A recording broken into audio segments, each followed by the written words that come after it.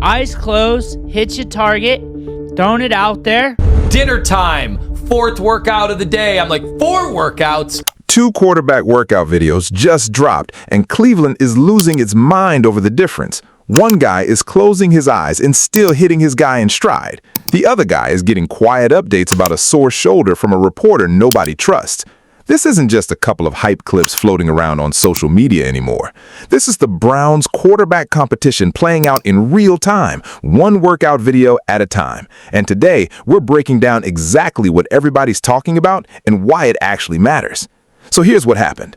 Over the last few days, Browns media started circulating workout footage of both Shedeur Sanders and Deshaun Watson, and the 2 clips could not look more different if they tried. Shedeur's version is the one people can't stop replaying. He's out there with his eyes closed, throwing at a target, and he's still putting it right where it needs to be. Then it's clip after clip of him working out all over the place, blowing up social media doing it. And apparently this wasn't a one-time thing for the cameras. Multiple people around the building are saying he was out there for what looked like his 4th workout of the day. Now flip over to Deshaun Watson's side. His footage is coming from a KC Conception clip, so it's not even his own posted content. It's him showing up in the background of somebody else's video. And the one thing everybody is fixated on is a report from Mary Kay Cabot about his shoulder being sore. Nobody knows exactly how serious that is. Is it real? Is it minor? Is it something being downplayed after a rough stretch in practice where his arm looked off? There's no way to fully separate the truth from the spin on that one, and that's exactly the problem. Because when you put those 2 things side by side, one quarterback is out there doing extra reps with his eyes closed, and the other quarterback is dealing with a shoulder question mark that nobody in the building wants to clearly explain. That contrast is why this suddenly became a story. It's not that workout videos are new. Guys post them every single summer. It's the timing and the optics of it landing right as Cleveland is trying to figure out who's actually going to be starting in September. And this didn't come out of nowhere either. People close to this situation have been saying for months that Todd Monken was setting up a real, open competition between these 2. Now that competition has a visual. Every angle, drop, and eyes closed throw is getting picked apart because the quarterback job in Cleveland is genuinely up for grabs, and both sides know it. Eyes closed, hit your target, throwing it out there, blowing up social media, blowing it up, getting it out quick, working it out there. He's working out all over the place. Now we're moving to Deshaun Watson. This one came out a little bit ago. You see KC Conception, 6 seconds clip. There he is. Deshaun's back there. One thing to note, is the shoulder sore? Is the shoulder messed up? Per Mary Kay Cabot. Take that with what you will. Is it worse than what it is? Is it actually happened? Or is it cope with how bad he looked in practices with her gap being closed up? There's just so many angles that Mary Kay is leading us down here because we can't trust her. So if both guys are just doing normal off-season work, why is one clip getting treated like a headline and the other getting buried? That's where the media reaction gets interesting, because not everybody is buying that this is even genuine. Daryl Reuter came on 92.3 The Fan and basically had to address the fact that people were getting excited over quarterback workout clips in the middle of July. And honestly, that reaction alone says something. Workout footage drops all the time around the league. This shouldn't be breaking news, but it is because of what's riding on it. Then you get Tony Grossi weighing in, saying the quarterbacks are grinding and that it tells him the Browns could be in for a big year. And look, that's a nice sentiment, but it raises a fair question. Is that genuine excitement, or is that the media playing along with a storyline Todd Monken has clearly been building since camp opened up? Because think about what's actually being framed here. Close your eyes, throw some passes, put in extra reps, and let the cameras catch it. That's not just a couple of guys getting shots up in the offseason. That looks like a quarterback trying to make a statement. And it's not just Shedeur gearing it either. People pointed out that Watson has been grinding just as hard, showing up at the facility, running sprints, working on mobility, and putting in work in the heat. The difference is the volume of what's getting shown. Shedeur's side has been consistently covered with clip after clip, while Watson's side has been comparatively quiet, aside from that one shoulder update that people can't stop dissecting. So you've got two versions of the same story running at once. One narrative says both guys are working hard because that's just what professional quarterbacks do in July. The other narrative says this is a real, visible battle, and the guy putting out more content is the guy trying to win the psychological part of the competition before a single preseason snap gets played. Either way, the fact that grown men in sports media are debating the sincerity of a workout video tells you exactly how thin the news cycle is right now, and exactly how much attention this quarterback situation actually has. Nobody argues this hard over nothing. Our quarterbacks are not resting on their laurels, Kenny. Based on social media, our quarterbacks are #grinding. And I love to see it, and it tells me that we could be in for a big year because I'm seeing some workout videos. I saw one with... Is this all it takes for you to get excited? Is this all it takes for you to get excited? Or we're breaking some kayfabe here? Or there's some kayfabe going on here where you're working us on the station? Is that what's going on? Because I can't believe you will go to the moon over this, but all the other stuff that looks like positives, you'll find something negative. That's the thing about this. Like, I feel like this is disingenuous, fake, and not real. Here's the thing nobody wants to say out loud. Every single quarterback in the league is working out right now. That's not the story. The story is who's controlling the narrative around it.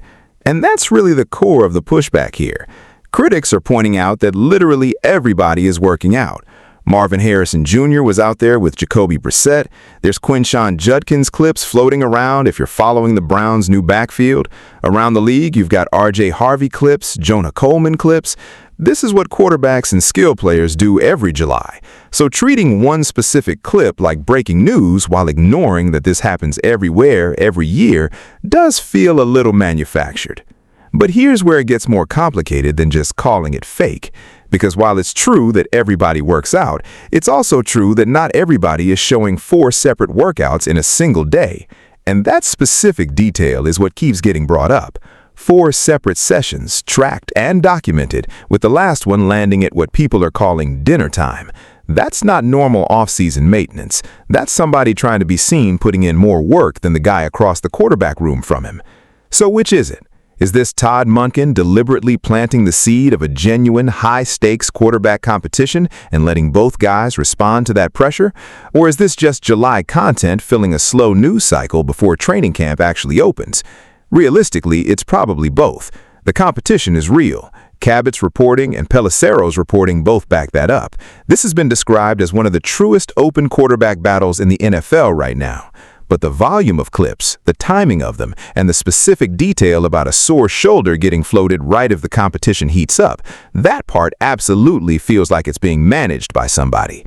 And that's why this actually matters beyond just clout and clicks. Whoever wins this job in Cleveland isn't just winning a training camp battle. They're set up for very different outcomes depending on how the season goes. If Shedeur takes over and plays well, the Browns get a potential long-term answer at quarterback on a rookie contract, which changes how this entire roster gets built going forward. If Watson comes back from 2 Achilles tears and struggles again, that's a much heavier conversation about where his career goes from here. Neither guy has room for a slow start once the games actually count. So yes, some of this is noise, but some of this is 2 players fighting for their careers in front of a fan base that is watching every single clip. Shedeur catches a bag too if he wins it and holds it down too. Like, they're playing for more than just being the starter. And this is going for longer than training camp, week 1. Because that quarterback that wins it after training camp to be the starter has to look over their back a little bit. If they have a game where they throw 2 picks, it ain't looking good, it talks about the other quarterback, especially if you're Deshaun, because everybody's going to be Shedeur. If you have 2 games or more, you're on the hot seat. You're going to be on the hot seat quick. Shedeur might be able to ride out a little bit longer since he's the younger dude. Let's be honest about what's really driving this story, because it's not just the workout clips themselves. Part of why this blew up the way it did comes down to what wasn't being covered. Multiple people pointed out that outlets like ESPN Cleveland had spent the last few days almost entirely on other topics, plenty of it unrelated to the Browns at all, while training camp is bearing down fast. So when the workout clips finally hit, there wasn't much else competing for attention, which made them feel like a bigger deal than they might have otherwise. And that's a fair complaint, because there's a lot more going on with this Browns roster than just the quarterback battle. Nobody's talking about how the offensive line looks right now. Nobody's talking much about Dylan Sampson, a running back some evaluators had as a potential day 2 talent who slid to day 3 and who's reportedly been flashing in practice. Harold Fannin Jr. is getting mentioned as a rookie tight end with real athletic upside. Casey Concepcion and Denzel Boston are new receivers trying to carve out roles. There's a whole roster worth of storylines sitting right there, and instead the entire cycle keeps circling back to 2 workout videos. That's really the tension underneath all of this. The quarterback competition is legitimately the biggest storyline on this team. There's no denying that. Whoever wins it controls the direction of this franchise for years. But the way it's being covered, clip by clip, reaction by reaction, without a lot of the deeper context about what's actually happening at the facility, is what's fueling the idea that this is being blown out of proportion. So no, nobody's camp is sitting in an actual panic room over a workout video. But there is real pressure building underneath the surface, and these clips are the clearest window the public has into it right now. Every eye's closed, every extra rip, every quiet update about a sore shoulder, it's all getting read as a signal because there's nothing else to read yet. That's what happens when a quarterback competition this important collides with a news cycle this quiet. Everything gets magnified, whether it deserves to be or not.